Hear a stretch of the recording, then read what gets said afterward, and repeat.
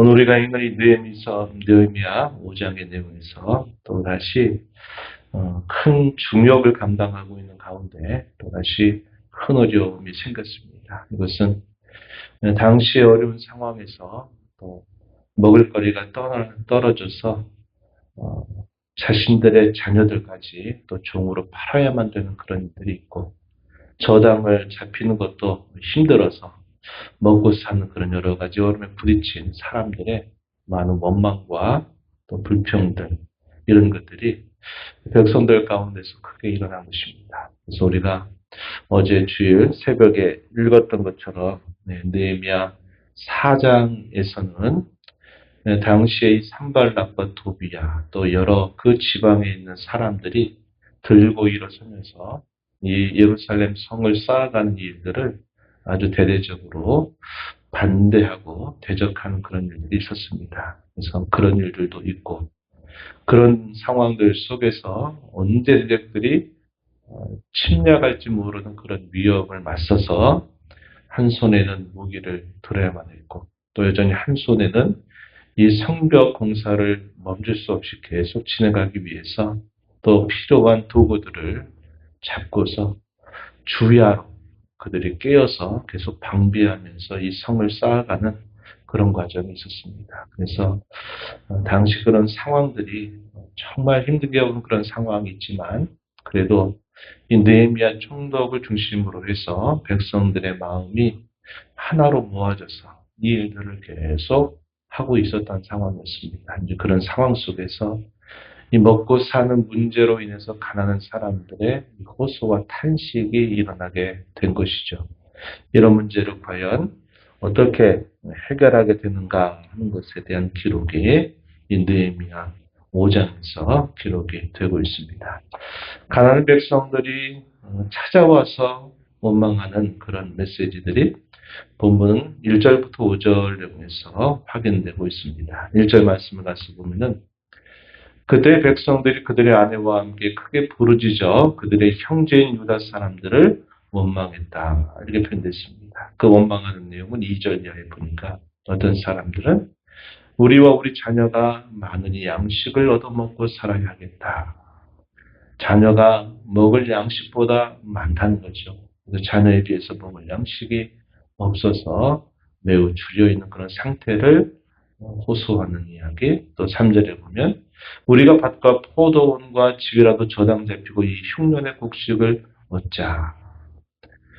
그들이 먹을 거리가 떨어지니까 자신들이 가지고 있는 이 소유를 저당 잡힐 수밖에 없는 그런 상황에 대해서 또 호소하기도 합니다. 또 어떤 사람들은 4절에 보면 밭과 포도원으로 돈을 빚내서 왕에게 세금을 바쳤도다.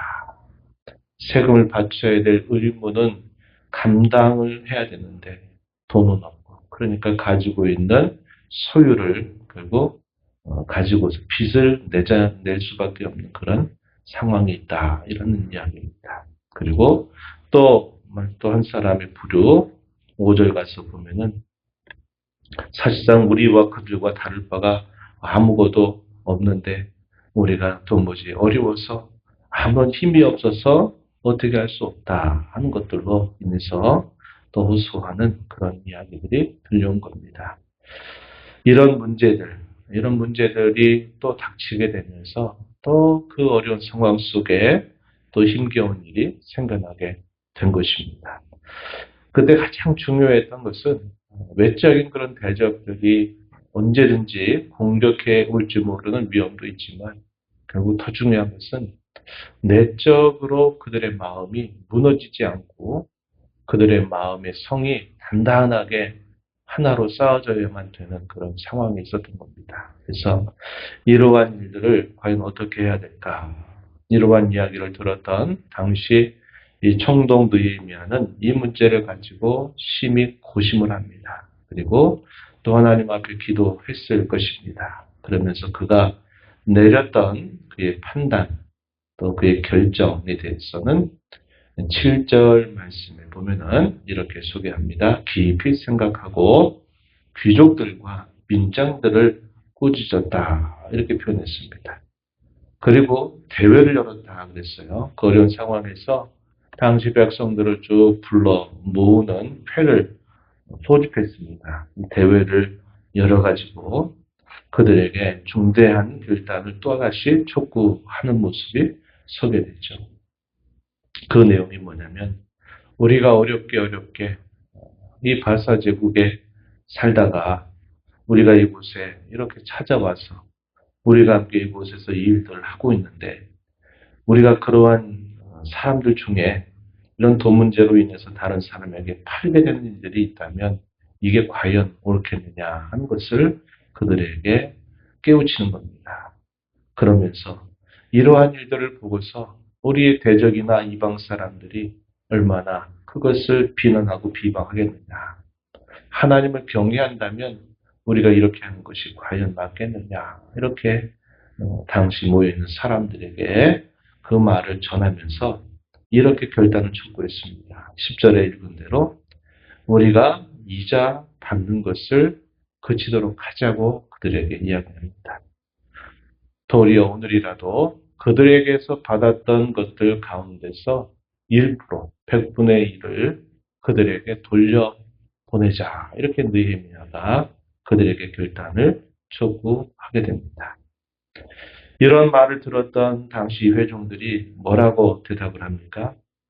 우리가 당신이 말하는 대로 우리가 그들을 돌려보내겠고 그들에게서 아무 이자를 취하지 않겠다고 대답을 합니다. 그리고 이 느헤미야가 요구한 대로 100분의 1을 그들에게 돌려주어서 그들이 호소하는 이 어려움의 문제에 대해서 그들이 함께 마음을 나눌 것을 그들이 대답하고 이 일에 대해서 느헤미야는 하나님 앞에서 이것을 맹세하라고 촉구했고 당시 모여있던 모든 회중들은 그러겠다고 맹세하고서는 그 맹세한 대로 그들이 실천하는 모습을 보여주게 됩니다.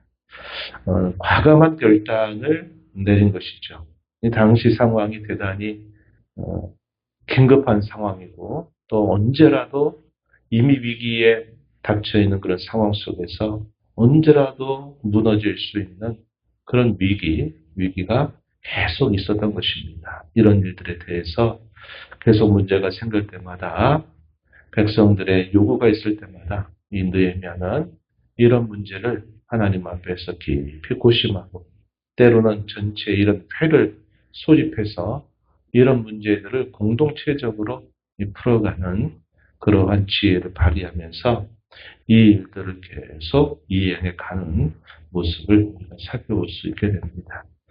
우리가 모세 율법을 통해서도 구약에 있는 말씀을 통해서도 보면 너희가 과거에 애굽에서 종살이 하실 때 있었던 그 일들을 늘 생각하고 너희의 형제들을 대할 것을 요구하는 겁니다. 옛적에 종살이 하면서 너희들이 겪었던 그 일들을 생각해서 너희의 형제에 대해서도 항상 특별히 자기 백성들에게 별일을 취하지 말 것을 이야기하고 그들이 얻는 소득 가운데서도 일부러 남겨두게 하면서 가난한 형제들이 그것을 또 먹고 그들의 생계를 유지할 수 있도록 배려할 것을 하나님은 말씀하시게 됩니다. 또한 그들 가운데 하나님께서 가난한 자들을 두신 그 이유는 너희로 하여금 함께 그들과 함께 있으면서 그들의 필요를 생각하고 나누면서 살기 바라는 그런 기대가 있다 하는 것도 말씀을 통해서 알려주신 바가 있는 겁니다. 역사 가운데서 나라를 잃어버렸던 그 서름 가운데 살다가 기적적인 하나님의 역사로 말미암아 그들이 약속의 땅을 다시 밟게 된 그 일마저도 어떻게 보면 이 애굽 생활을 마치고 그들이 약속의 땅에 들어온 것처럼 이 메대와 바사 이곳에 흩어져 살던 그들이 약속의 땅으로 포로로 인해서 돌아와서 그들이 하나님의 백성으로 살게 되는 것도 역시 동일한 원리가 그들에게 적용되었다 하는 것을 깨우쳐 주는 이런 이야기들을 하게 된 것입니다. 감사하게도 이런 어려움들이 있을 때마다 이 느헤미야 총독에 앞서 모든 사람들에게 깨우치고 또 때로 결단을 촉구하게 될 때 백성들의 마음이 흩어지지 않고 그 일에 서로 마음을 같이 공유하고 순종하면서 실천하는 그런 일들을 맡게 되면서 그들이 외적으로는 여전히 대적들의 위협 가운데 있지만 그들의 내면은 오히려 단단해지게 되는 이런 계기들이 마련되어 가는 모습이 있다 하는 겁니다. 이러한 일들과 이런 일들이 기록되고 특별히 우리가 읽은 이제 마지막 부분 14절부터 19절의 이런 내용에서는 느헤미야가 어떠한 솔선수범의 태도를 가지고 당시 그들과 함께 이러한 일들을 감당했는가에 대한 그런 기록이 소개되고 있습니다. 우리가 아는 대로 이 느헤미야는 3차 귀환을 이끌었던 인물입니다. 아닥사스다 왕 제20년에 이 아닥사스다 왕의 조서를 받고서 이 예루살렘으로 와서 무너진 예루살렘의 성을 재건하는 일들에 힘을 기울이는데 그가 그곳에 온 지 얼마의 시간이 흘렀느냐 12년이라고 하는 시간이 흘렀다고 말한 겁니다. 5장 14절 말씀에 한번 다시 보시면 유다 땅 총독으로 세움을 받은 때 곧 아닥사스다 왕 제20년 이때가 주전 445년경이 되어 이때로부터 아닥사스다 왕 제32년 12년 세월이 흘렀죠. 12년 동안 나와 내 형제들이 총독의 녹을 먹지 아니하였느니라. 총독이라고 하는 지위를 받아서 이 예루살렘에 왔을 때 총독으로서 마땅히 녹을 받아서 생활하는 것이 당연한 일이지만 성벽을 재건해 가는 그런 상황들 속에서 12년 동안 있는 동안에 그는 그런 녹을 받아먹지 않았다. 이렇게 말하는 것입니다. 왜냐? 당시 그런 상황들이 상당히 어려웠다는 거죠. 하지만 그에 앞섰던 여러 총독들이 했던 것은 자신들이 녹을 받을 뿐만 아니라 자신들이 부당하게 많은 것들을 취했던 일들이 있었다 하는 사실을 이야기하고 있는 겁니다. 그가 이렇게 한 이유는 뭐냐? 15절 끝부분에 보면 나는 하나님을 경외함으로 이같이 행하지 않았다. 이렇게 말합니다. 하나님을 경외하는 그 마음을 갖고 당시에 함께 있는 여러 동족들의 여러 어려움들을 그가 충분히 생각하면서 그가 이러한 녹을 받지 않았다. 이렇게 말하고 있는 것입니다. 그리고 그가 이러한 모든 일들을 행하면서도 오히려 어렵고 힘겨운 사람들에 대해서는 함께 식사 자리를 같이 나누는 것만큼 그가 할 수 있는 대로 그들과 함께 나누는 삶을 살아왔다는 사실들을 말해주고 있습니다. 이런 모든 상황들은 18절 끝에 보니까 내가 총독의 녹을 요구하지 아니하였음은 이 백성의 부역이 중함이었더라. 그들이 감당해야 되는 어쩌면 역사적인 그 사명을 서로 짐을 나누어줘서 이 일들을 해야 되는 상황 속에서 자신의 어떤 이득을 취할 수 없다는 겁니다. 그것이 당연하고도 마땅한 일임에도 불구하고 그는 그렇게 하지 않았다. 이렇게 말하면서 마지막에가 뭐라고 표현합니까? 이제 이게 느헤미야가 여러 하는 일들 가운데서 늘 있었던 그의 태도죠. 이게 뭐냐면 기도하는 일입니다. 뭐라고 기도해요? 19절에 내 하나님이여 내가 이 백성을 위하여 행한 모든 일을 기억하사 내게 은혜를 베푸시옵소서. 사람에게서 어떤 보상을 얻고 사람에게서 뭔가 영예를 얻으려고 하는 것보다 하나님께서 자신에 대한 그 일들을 알아주시기를 바라고 하나님께서 해주시기를 바라는 마음으로 그가 그렇게 행하는 모습이 이 기도하는 내용 속에서 잘 반영되고 있다는 것을 우리가 확인할 수 있습니다.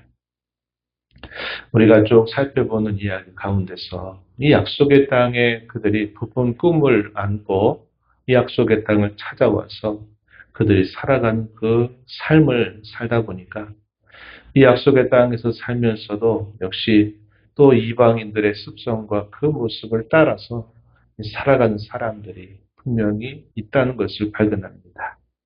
어려운 때, 이런 때를 틈타가지고 또 다른 사람들의 그 어려움을 생각하지 않고 자기의 유익을 구하는 자들, 기회주의자들이 또 이런 기회에 또 더 많이 부를 추구하려고 하는 일들이 있게 되면서 당시의 이후대 사회가 큰 또 어려움을 당한 것을 보게 되는 겁니다. 그런 위기 가운데서 느헤미야는 선민처럼 살아야 된다. 하나님께로부터 은혜를 받은 사람처럼 살아야 된다. 하나님의 백성답게 우리는 살아야 된다 하는 것을 계속 백성들에게 깨우치고 촉구하면서 하나님 백성의 자존감, 하나님 백성으로서 마땅히 지켜야 될 그러한 도리를 자신이 힘써 행하면서 당시 백성들을 이끌어가는 그런 모습을 잘 보여주고 있다는 겁니다. 오늘 우리가 이 말씀을 통해서 우리가 생각하고 말하고 행하는 것들이 믿지 않는 사람들이 보거나 외인들이 볼 때 비방받을 만한 그런 일들을 우리가 행하지 않도록 우리가 사는 것이 중요하다. 우리가 늘 하나님을 우리 아버지라고 부르고 우리의 삶의 공급자라고 부르고 하나님이 우리의 삶의 주인 되신다고 하는 사실들을 고백하면서도 정작 우리가 생각하고 말하고 행하는 삶이 우리가 말하고 믿고 고백하는 삶과 전혀 다르게 우리가 말하고 행동한다면 그것은 이방인들의 결국 비방거리가 되는 것이고 하나님의 존귀한 이름이 결국은 우리의 행실로 인해서 욕을 먹게 되는 그런 꼴이 될 수 있다는 것입니다. 오늘 저와 여러분이 은혜를 받은 자로 살아가면서 우리의 말과 행실을 통해서 하나님께 영광을 돌리는 삶을 살고 하나님의 자녀다운 삶을 우리가 살아야 된다 하는 것을 이 말씀을 통해서 우리는 배우게 되는 겁니다. 우리가 하나님의 나라를 산다고 하면서 세상에 살아가는 똑같은 논리를 따라서 산다든지 주님의 영광스러운 교회의 지체로 산다고 하면서 세상 사람들의 똑같은 논리와 생각을 가지고 그렇게 살아간다면 이것은 하나님을 기쁘시게 하는 것이 아니라 오히려 하나님을 욕되게 하는 일이 될 수 있다는 것을 우리가 기억해야 되겠습니다. 이하로 또 이 한 주간 흩어진 교회로 살아가는 저와 여러분의 삶이 저와 여러분의 신앙과 또 고백에 합당하게 살아가는 삶을 통해서 하나님의 영광을 드러내는 그런 삶을 살아가는 저와 여러분 되기를 바랍니다.